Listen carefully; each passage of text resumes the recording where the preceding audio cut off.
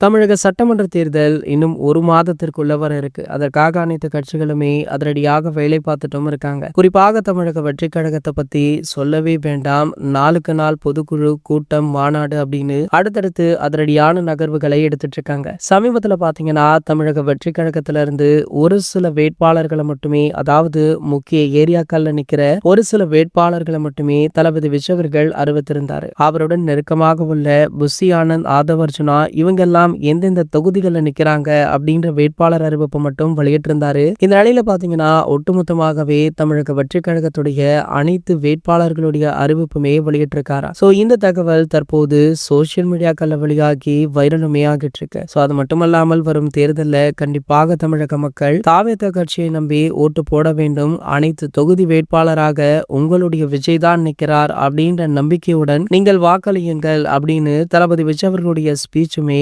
மரணமா சாகர்ந்திருக்கு. So ஆகையால தொடர்ந்து தமிழக வெற்றிக் கழகத்திற்கு ஆதரவுகளுமே குவிஞ்சிட்டு இருக்கு. இந்த நிலையில பாத்தீங்கன்னா தமிழக வெற்றிக் கழகத்திற்கு போட்டியாக திமுகவுமே அவங்களுடைய வேட்பாளர் அறிவிப்பை அறிவிக்க இருக்காங்களா. சோ இந்த செய்தியுமே சோசியல் மீடியாக்கள்ல வைரல் ஆகிட்டு இருக்கு. இது போன்ற செய்திகளை பத்தி நீங்க உடனே தெரிஞ்சுக்க நம்மளுடைய சேனலை மறக்காம சப்ஸ்கிரைப் பண்ணிக்கோங்க.